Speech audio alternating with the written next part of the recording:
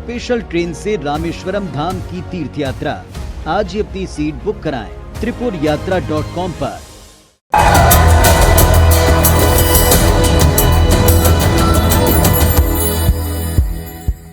IBS 24 जिला चौपाल नारायणपुर कल आज और कल powered by Mansarovar price shop Narayanpur, grocery partner SK supermart Narayanpur, supported by Vikrant electronics Narayanpur, strengthen by Goyal TMT and Goyal pipes, finishing school NH Goyal finishing school Raipur, frozen food gold, web partner ibs24.in।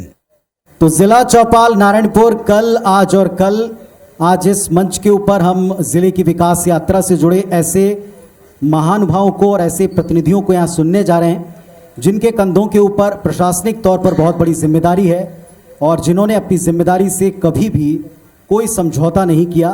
विश्वास जानिए, जब आप इनके कार्यों को फील्ड के ऊपर जाकर देखेंगे तो आपको लगेगा कि नारायणपुर के विकास में इन सब का योगदान कितना महत्वपूर्ण है। हमारे साथ में देवेश ध्रुव साहब हैं, मुख्य कार्यपालन अधिकारी जिला पंचायत नारायणपुर के। सर नमस्कार, स्वागत है आपका। बाल सिंह बघेल साहब हैं, उप संचालक कृषि नारायणपुर के। सर नमस्कार, स्वागत है आपका। डॉक्टर MK सूर्यवंशी जी हैं, सिविल सर्जन नारायणपुर के। नमस्कार सूर्यवंशी जी, बहुत स्वागत है आपका। महेंद्र देहारी साहब हैं, सहायक जिला परियोजना अधिकारी नारायणपुर के। नमस्कार, स्वागत है आपका। और साथ ही साथ स्वामी कृष्णमतानंद प्राचार्य हैं, रामकृष्ण विवेकानंद विद्यापीठ नारायणपुर के। स्वामी जी नमस्कार, बहुत स्वागत है आपका इस मंच के ऊपर। तो आज की तारीख में नारायणपुर की विकास यात्रा में हम सबसे पहले अगर किसी चीज़ का जिक्र करना चाहेंगे तो वो है राजस्व ग्रामों में उस राजस्व सर्वे का, जिसकी शुरुआत हमने जो जनप्रतिनिधियों से भी सुना है उनके मुताबिक भी वो मानते हैं कि थोड़ा ये और जल्दी होता तो बेहतर होता। तो बिना देर किए हम इसी पॉइंट से शुरुआत करते हैं चर्चा की। जैसा ध्रुव साहब हमने सुना कि यहाँ ग्रामों में आपने राजस्व सर्वे की शुरुआत की और उन जगहों के ऊपर आपने चौपाल लगाए, उन जगहों के ऊपर जाकर जनता से सीधे मिले आप, जिन जगहों के बारे में ऐसा कहा जाता था कि वहाँ कभी प्रशासनिक अधिकारी पहुँचे नहीं, ओरछा का हम जिक्र कर रहे हैं, और वहाँ के लिए आपने लक्ष्य भी तय किया। बताएं इसके बारे में, ये कैसे प्रोसेस हो रहा है, कैसे आगे बढ़ रहा है। जैसा कि आपने कहा कि अबूझमाड़ जो क्षेत्र है वो अबूझमाड़ का मतलब ही वही होता है जहाँ पर एक अबूझ पहेली की तरह है, क्योंकि वहाँ पर पहले कभी कोई पहुँचा ही नहीं था। तो आज़ादी के बाद से पहली बार हो रहा है कि वहाँ पर एक राजस्व सर्वे का जो काम है वो स्टार्ट किया गया है। और पहले कुछ समस्याएं रही हैं, लोग पहुँच नहीं पाते थे, पहुँच मार्ग नहीं होता था, लेकिन अभी जिस तरह से विकास होते जा रहा है तो अब शासन प्रशासन जो है उसकी पहुँच बढ़ती जा रही है। और इसी कड़ी में जो है राजस्व सर्वे का काम स्टार्ट किया गया है। किस तरीके से जो है वहाँ पर लोगों का जो ज़मीन पर अधिकार है उसे रिकॉग्नाइज़ करने की एक प्रक्रिया है ये राजस्व सर्वे। अब राजस्व सर्वे की टेक्निकलिटीज़ में जाते हुए मैं आपको यह बताना चाहूँगा कि इससे फ़ायदे क्या होते हैं। जैसा कि हमारे रजनू नेताम जी ने भी बताया कि मसाहती पट्टा जो है वो बढ़ जाता है, एक भूमि का अधिकार मिल जाता है व्यक्ति को। भूमि का अधिकार मिलने के बाद शासन की बहुत सारी योजनाएं हैं उस तक हमारी पहुंच, हम उन तक पहुंचाने में सफल हो जाते हैं। सबसे पहले तो यही होता है कि हम उनको किसान क्रेडिट कार्ड बना करके दे पाते हैं। उसके बाद जो है कृषि विभाग की तरफ से खाद एवं बीज उसको भी उपलब्ध कराया जाता है। ग्रामीण एवं पंचायत विकास विभाग की तरफ से जो हमारी मनरेगा योजना है उसके अंतर्गत हितग्राही मूलक कार्य होते हैं। हितग्राही मूलक कार्यों में जो सबसे पहले होता है कि आपको भूमि समतलीकरण, जो ज़मीन आज तक जिसमें कभी सही तरीके से खेती नहीं की गई थी, भूमि समतलीकरण करके उसे कृषि के लायक बनाया जाता है। बोर उपलब्ध कराया गया है, सोलर प्लेट उपलब्ध कराए गए हैं ताकि जो है वहाँ पर सिंचाई की व्यवस्था उत्पन्न हो सके। और इस तरह से ये होता है कि जैसे हमारे माननीय मुख्यमंत्री जी ने धान की जो है उसके लिए जो समर्थन मूल्य है 2500 रुपये किया है, तो हम लोग जो है ये प्रयास कर रहे हैं कि वहाँ का किसान जो है धान लगाए, धान उगाए और उसका पंजीयन हो और वो उसको ला करके बेचे। इससे उनकी आमदनी जो है सीधे सीधे बढ़ेगी, बढ़ोतरी होगी। तो ये जो है ये एक बहुत अच्छा हमारा इनिशिएटिव है। साथ ही साथ जो ओरछा जो क्षेत्र है, ओरछा जो क्षेत्र है वो हॉर्टिकल्चर क्रॉप्स के हिसाब से बहुत उपयुक्त है। जो लीची होती है, लीची जो क्रॉप है, लीची जो क्रॉप है उसके लिए ये एरिया बहुत उपयुक्त है। तो हमने सबसे पहले यहाँ पर क्या किया है कि एक नर्सरी डेवलप करने का प्लान किया है और आगामी 3 वर्षों में हमारी ये कार्य योजना है कि हर एक परिवार जो है उसके यहाँ कम से कम 10 से 15 हम लीची के पौधे लगाएं, जिससे उनकी जो आमदनी है वो सीधे सीधे बढ़ जाएगी। तो ये जो है हमारे ओरछा को लेकर के मुख्य जो है 2 इनिशिएटिव्स हैं। बाल सिंह बघेल साहब, उप संचालक कृषि नारायणपुर के हमारे साथ में। बघेल साहब, सरकार के विजन के मुताबिक आज की तारीख में सबसे ज़्यादा फोकस हमारा कृषि सेक्टर पर है। यहाँ की कृषि क्षेत्र की सबसे बड़ी ताकत आपको क्या लगती है, जिसको आप लोग उभार रहे हैं, या योजनाएं जिनके ज़रिए आप उभार रहे हैं? यहाँ पे जो है नारायणपुर 90% जो है ना किसान जो है ना खेती और किसान है जो खेती पर निर्भर करते हैं, जो लघु सीमांत की श्रेणी में आते हैं, लघु अनुसूचित जाति, जनजाति, सामान्य सभी वर्ग के हैं, जिसके लिए हम लोग जो है इसमें किसान लोगों के लिए जैसे अभी मसाहंती ग्राम का भी बोले तो उसमें हमने जो योजनाएं चला रही है गवर्नमेंट के द्वारा, वो है हमारा ट्यूबवेल है, किसान क्रेडिट कार्ड है, किसान सम्मान निधि, राजीव गांधी किसान योजना है, फसल बीमा योजना है। इस योजना का हम लोग किसानों को प्रसार करते हैं, जो कि पिछली बार हम किसान क्रेडिट कार्ड का बनाए थे 5,000 लोगों को, तो 5,000 लोगों का उसमें आदान सामग्री और बीज अपने दिया है। इसके अलावा उसमें हम प्रधानमंत्री किसान सम्मान निधि की योजना 11,426 लोगों को हमने पंजीयन किया है, उन लोगों को 6,000 रुपया साल में जो है ना उनको मिल रहा है उसमें। उसी प्रकार है फसल बीमा योजना का, फसल बीमा योजना में जैसे अपना किसान लोग पिछले बार उसका जो क्षतिपूर्ति की राशि है 915 लोगों को दिया है, उसमें 1,40,00,000 के अंतर्गत किसानों को वितरण हुआ है। वैसे राजीव गांधी किसान योजना बोनस मिल रहा है, उसमें 5,38,00,000 रुपया उनको जो है सब वितरण हुआ 6,000 किसानों को। इसी तरह से हमारे पास जो योजना है, इस योजना का हम किसानों को प्रचार प्रसार करते हैं सर। चलिए, मतलब प्रत्येक योजना का लाभ और जिस अंदाज में आप बता रहे हैं कि प्रत्येक किसान को या क्षेत्र के किसानों को हम किस तौर के ऊपर लाभ दे रहे हैं, ये आपने विस्तार से बताया। मैं वापस आपके पास थोड़ी देर में लौटूंगा।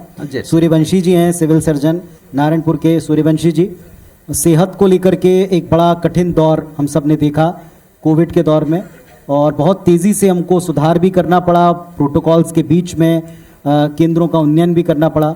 सेहत अगर हम पूरे इलाके की देखें, नारायणपुर की, उस दिशा में आप ज़िले को कहाँ पाते हैं? किस तरह से हम यहाँ के लोगों की सेहत को संभाल रहे हैं? क्या बड़ी चुनौती पाते हैं? मैंने देखा है कि इस बिहार नक्सलाइट क्षेत्र और पहुँचविहीन शहर माना गया था, परंतु मैं नहीं चाहता कि इस तरीक़ा से लोगों का ध्येय हो, क्योंकि मैं बहुत सालों से 25 साल करीब लगभग मैं यहाँ रह चुका हूँ और ये कंटिन्यू मैं यहाँ सर्विस कर रहा हूँ। मैं देखा हूँ कि यहाँ के लोग पहले इस तरीक़ा से स्वास्थ्य पर विश्वास नहीं करते थे। ज़्यादातर सिराहा गुनिया जो इंटीरियर हैं, वो लोग सिराहा गुनिया के ऊपर ज़्यादा विश्वास करते थे जी, परंतु हमारे प्रयास से ये काफ़ी हद तक ये आगे बढ़े हैं। जैसे हमने सिराहा गुरा सम्मेलन किया, लोगों उनके पहुंच तक गए और उन्हें आमंत्रित करके उनको ये भी बताया गया कि आप सिराहा गुनिया के साथ साथ दवाई का भी सेवन करें, ताकि आप स्वास्थ्य के ऊपर लाभ पहुंच सकें। और अभी आपने बताया कि जो कोविड के समस्या आई थी, इसमें भी वो लोग काफ़ी सहयोग किए, सिराहा गुनिया जो अंदर के हैं। मतलब धीरे धीरे करके आप लोगों को चिकित्सा सेवाओं से जोड़ रहे हैं और सही दिशा में आप उनको लाने की कोशिश करें। महेंद्र दिहारी साहब हैं, सहायक जिला परियोजना अधिकारी नारायणपुर के। महेंद्र जी, जिस तरीके से नारायणपुर में अबूझ माड़ की संस्कृति को लेकर ये पूरा इलाका बढ़ता रहा, पूरी प्रशासनिक मशीनरी पर हर तरीके से एक बड़ी जिम्मेदारी रही, लेकिन अब इस सरकार के परिवर्तन के बाद कामों में एक बड़ी तेजी महसूस की गई। किन चीज़ों के ऊपर आपको लगता है परियोजनाओं का पूरा फोकस है इन दिनों नारायणपुर में? हमारा जो शिक्षा विभाग है उसमें शासन की एक महत्वाकांक्षी योजना है, वो है स्वामी आत्मानंद उत्कृष्ट विद्यालय। इसके अंतर्गत जो है शिक्षा विभाग की ओर से जिले में 2020 में इंग्लिश माध्यम के एक उत्कृष्ट विद्यालय सिंगुड़तरे में खोला गया और उसके माध्यम से जो है उत्कृष्ट शिक्षा यहाँ के लोगों को उपलब्ध कराई गई।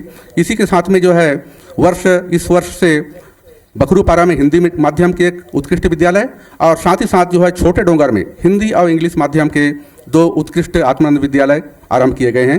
इन विद्यालयों के माध्यम से हमारा जो विभाग है वह जिले में हिंदी और इंग्लिश माध्यम के बच्चों को उत्कृष्ट शिक्षा देने का भरसक प्रयास कर रहा है और वहाँ पर सभी प्रकार के संसाधन हमारे विभाग की ओर से उपलब्ध कराया जा रहा है। स्वामी जी, शिक्षा के क्षेत्र में आपके यहाँ न केवल स्कॉलर स्टूडेंट्स, टॉपर स्टूडेंट्स निर्मित हो रहे हैं अगली पीढ़ी के, बल्कि साथ ही साथ आप खेलों पर भी उतना ही फोकस करते हैं अपनी संस्थान में। चहुमुखी विकास हम जिसको कहते हैं, गवर्नमेंट भी अब ऐसे कई स्कूल लाने की कोशिश कर रही है। आत्मानंद स्कूल उसी कड़ी में एक कदम है। इस पूरे इलाके में शिक्षा के अलग जगाते आपके संस्थान को आप कहाँ पाते हैं? शिक्षा के क्षेत्र में रामकृष्ण मिशन लास्ट 36 ईयर्स यहाँ पे छत्तीसगढ़ में काम कर रही है और इसके लिए श्रीमती इंदिरा गांधी जी 1984 में फरवरी महीने के समय था, वो हमारे हेडक्वार्टर बेलूर मठ में जाके उन्होंने अप्रोच किया था यहाँ के एक केंद्र खोलने के लिए। आज शिक्षा के क्षेत्र में आज नारायणपुर के हर डिपार्टमेंट में मैं बोलूँगा कि हमारे प्रशासन विभाग एवं अन्य विभाग जो भी है, प्राइवेट बोलिए, सभी विभाग में हमारे विद्यार्थी मिलेंगे आपको जो रामकृष्ण मिशन नारायणपुर से पढ़ के निकले हैं। तो जो शिक्षा के क्षेत्र में जो रामकृष्ण मिशन कार्य कर रहे हैं, ये तो सब लोग देख रहे हैं। आज कोरोना काल में भी 2 साल कोरोना काल में सारे स्कूल अगर बंद रहा, मैं इस बात को जोर दे के बोल सकता हूँ कि पूरे भारत में क्यों पूरे विश्व में कहीं अगर स्कूल नहीं चला है, लेकिन रामकृष्ण मिशन के 2500 बच्चे अपने स्कूल में आश्रम में रह के पढ़ाई किया है। जोरदार तालियां, बहुत जोरदार तालियां, साधुवाद आपको इसके लिए। और बच्चों को हमने इसलिए रखा था, इसलिए नहीं कि वो लोग पढ़ लिख के एक बड़ा ऑफिसर हम बनाएंगे। उनके माता पिता भी हमारे पास इसलिए छोड़ते हैं कि हमारे बच्चे जो ऑफिसर बनने वाले, ऐसा नहीं है। आश्रम में रहेंगे तो खा पी के स्वस्थ रहेंगे। ये माता पिता का एक ये है कि नहीं, आश्रम में हम दे देते हैं ताकि आश्रम में कोई प्रॉब्लम नहीं है, वहाँ पे डॉक्टर भी है, सब कुछ है। जोरदार तालियां इनके लिए, बच्चों के लिए भी। स्वामी जी, एक छोटा सा प्रश्न जहन में आता है, आज आपको भी ये बात संज्ञान में होगी। देश में इस वक्त नई शिक्षा नीति को लेकर सर्वाधिक और चहुओर चर्चा है कि वक्त के साथ हमको शिक्षा नीति में परिवर्तन लाने पड़ेंगे, उन्हें रोजगार उन्मुखी बनाना पड़ेगा। आपकी संस्था संस्कारों से भी जुड़ी है, योग से भी जुड़ी है, शारीरिक शिक्षा से भी जुड़ी है। बहुत सारे आयाम आप एक साथ लेकर चल रहे हैं, और वो भी उन बच्चों के लिए जो बहुत वंचित या सुदूर इलाकों से, अंचलों से आते हैं। नई शिक्षा नीति को लेकर आपकी सोच क्या है? क्या हमें अब और थोड़े कुछ परिवर्तनों की आवश्यकता है? ये सही लगता है आपको? देखिए, समय के साथ साथ जैसे जैसे सरकार ने एक समिति गठन किया है, उन्होंने एक शिक्षा नीति तैयार किया है, उसका भी हम स्वागत करते हैं। और मेनली है बच्चों को उसके लेवल पे जाके सिखाना बहुत जरूरी है। जो भी पहले भी था उसको और भी सुधारा गया। हमारे छत्तीसगढ़ के सरकार ने भी बहुत सुंदर एक ये किया है कि पहली कक्षा दूसरी कक्षा के बच्चों को अपने भाषा में पढ़ाए। उसके लिए हमारे विद्यार्थी लोग जो हमारे यहाँ से आश्रम से पढ़ के निकले हैं, वो लोग अपने माड़िया भाषा जानते हैं। वैसे शिक्षक लोग जो हमारे आश्रम में काम कर रहे हैं, उन शिक्षकों को पिछली बार भी मैंने हमारे शिक्षा विभाग से, हमारे जिला शिक्षा अधिकारी महोदय ने हमारे टीचर्स को मांग किए थे कि आपके बच्चे जो है, जो आपके आश्रम से पढ़ के निकले हैं, वो लोग अभी टीचर भी है और वो लोग यहाँ के जो लोकल भाषा है, मैंने माड़िया भाषा बोलिए, गोंडी भाषा बोलिए, ये जानते हैं। तो वो लोग को देके हमारे पहली दूसरी कक्षा के बच्चों का जो किताब है उसका ट्रांसलेशन कराना है। वो हमने उनको सहयोग प्रदान किया और उस किताब भी बन के आ गया है। आज बच्चे लोग, छोटे बच्चे जो है, अपने भाषा में भी पढ़ रहे हैं, अपने मातृभाषा में। एक बार जोरदार तालियां। और यही नई शिक्षा नीति का एक अंग भी है, यही छत्तीसगढ़ सरकार का अपना एक आग्रह भी है कि आप अपनी भाषा को, अपनी संस्कृति को बिल्कुल भी भूले नहीं, क्योंकि वो आपकी पहचान, आपकी जड़ों से जुड़ी। अभी भी पर्यटन इस क्षेत्र में या आने वाले वक्त के हिसाब से हम कहें कुछ नए उद्योग, नए रोजगार, उसको लेकर के कुछ लोग मांग उठाते हैं। क्या ये इलाका वैसा तैयार हो रहा है या वो तैयार है? क्या पाते हैं आप? देखिए, जैसा आपने शुरुआत में बताया कि आप जब यहाँ पर आए तो आपने बताया कि हमारा जो ज़िला है वो वनों से आच्छादित है, बहुत ज़्यादा यहाँ पर नेचुरल ब्यूटी है। तो जो जिला प्रशासन है उसका भी एक फोकस रहा है कि किस तरीके से हम इको टूरिज़्म को प्रमोट करें। तो उसके लिए तैयारियां जो है अभी हम कर रहे हैं। तो हमारे जो प्रोजेक्ट्स हैं वो पाइपलाइन में है, किस तरह से हम यहाँ पर के जो नेचुरल ब्यूटी है, जिस तरह से बताया गया कि आपको हांदावाड़ा हो गया, और ऐसे कई जलप्रपात हैं जो हमारे हिली एरियाज़ में हैं। तो वहाँ पर हम जो है इस तरीके से नेचुरल टूरिज़्म, इको टूरिज़्म है, उसको प्रमोट करने के लिए स्कीम्स बना रहे हैं। साथ ही साथ जैसे आपने बोला कि लघु उद्योग की बात की, तो लघु उद्योग में जो है यहाँ पर कृषि और लघु वनोपज के आधारित उद्योग को ही बढ़ावा देने के लिए जो है कार्य योजना तैयार की जा रही है। और समय की मर्यादा है, इसलिए मैं आप सबको हृदय से बहुत सारी शुभकामनाएं आप सभी को, अपने विभागों, अपनी संस्थाओं को लेकर। एक बार जोरदार तालियां इस पैनल की। तो IBS24 जिला चौपाल कल, आज और कल नारायणपुर में हम इस वक्त मौजूद हैं मंच के ऊपर एक ऐसी हस्ती के साथ में जो जिले के सुरक्षा के पुलिस के कप्तान हैं और युवा पीढ़ी को आगे बढ़ने के लिए पूरी सुरक्षा के साथ, सुरक्षा भाव के साथ वो अपना गाइडेंस भी लगातार प्रदान करते हैं। सदानंद कुमार जी हमारे साथ में मौजूद हैं, SP महोदय, पुलिस अधीक्षक महोदय, स्वागत है आपका। नमस्कार जिला चौपाल में। सर, आप अभी जिस अभियान में लगे हैं, मैं सवालों की शुरुआत भी वहीं से करता हूँ। बस्तर फाइटर्स की आप भर्ती प्रक्रिया में अभी रत हैं, क्या है इसके बारे में बताएं प्रदेश को। बिल्कुल, अभी बस्तर फाइटर्स की भर्ती अभी प्रक्रिया चल रही है, जो पूरे बस्तर संभाग के 7 जिलों में चल रही है। और निसंदेह यह जो है बस्तर के पुलिस के लिए और बस्तर की सुरक्षा के लिए एक मील का पत्थर निकट भविष्य में साबित होने वाला है, क्योंकि बस्तर फाइटर्स में वैसे ही बच्चों को लिया जा रहा है जो अपने स्थानीय हैं, और इसका मैं ये देख पा रहा हूँ कि बहुत अंदरूनी क्षेत्र से बच्चे अभी आकर के इस बस्तर फाइटर्स के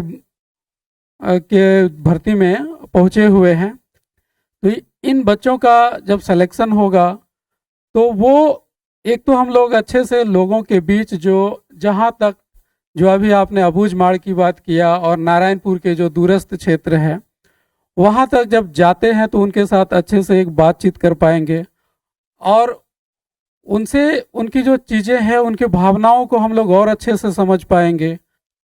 अगर दूसरा एंगल देखा जाए, एक डेवलपमेंट का एरिया हो गया, अगर हमें ऑपरेशनल एरिया में भी अगर बात करें तो आज हमें गाइड और बाकी चीज़ों का सहारा लेना पड़ता है, लेकिन जब ये लड़के हमारे बीच आएंगे तो हमें किसी जीपीएस या हमें किसी और इक्विपमेंट्स की ज़रूरत नहीं पड़ेगी।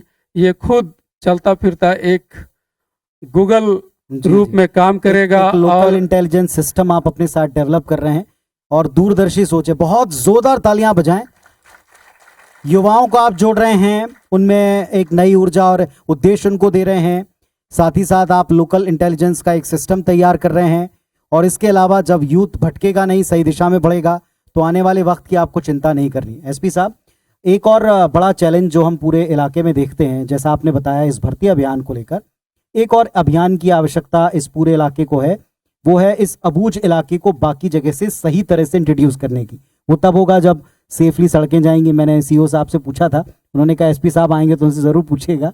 तो मैं अब आपसे पूछता हूँ, ऐसा कैसे कमाल हुआ कि वो इलाके जो बिल्कुल अबूझ अछूते रहे, उन इलाकों में आपने बहुत कम वक्त में सड़कों को पहुंचाया है? ये किस तरह मुमकिन हुआ? आज जिस तरह नारायणपुर में सड़कों का जाल बिछ रहा है, वो निसंदेह अब अबूझ माड़ अबूझ नहीं रहेगा, बल्कि अब बूझ माड़ के नाम से बिल्कुल ही पूरी तरह से जोरदार तालियां, जोरदार तालियां। अब समझदार माड़ के तरफ से जाना जाएगा।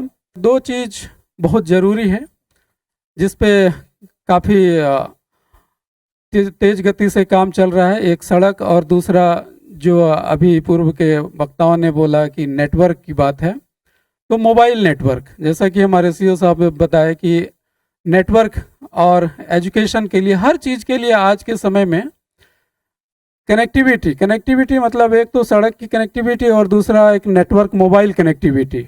मोबाइल कनेक्टिविटी के दौर में जो अभी चल रहा है, जैसे अबूझ माड़ की बात किया जाए तो आकाबेड़ा हमारा सबसे दूरस्थ पुलिस कैंप है, जहां किसी भी तरह का कोई नेटवर्क नहीं था, और अभी 1 महीने पहले ही वहां पे जियो का नेटवर्क लग गया है और वहां से लगभग 7 किलोमीटर के रेडियस में हमारा नेटवर्क फुल काम कर रहा है। तो जो आप कुतुल, जिसे आप लोग सभी जानते होंगे कि कभी अभी भी वो राजधानी के रूप में, नक्सलगढ़ के रूप में जाना जाता है, अब वहाँ तक हमारा लगभग नेटवर्क पहुँच गया है। वहाँ के लोगों से हमारी बात होती है और इससे हमें इंटेलिजेंस भी मिल रहा है और जो योजनाएं हैं वो भी वहाँ तक पहुँच रही है। खासकर वहाँ के लोगों को छोटे छोटे चीज़ के लिए नारायणपुर आना पड़ता था, अब वो अपने इंटरनेट बैंकिंग या बाकी जो एजुकेशन की बात है, बाकी चीज़ों से भी वो अवगत हो रहे हैं। और आकाबेड़ा तक की सड़कें भी चलने योग्य बन गई है।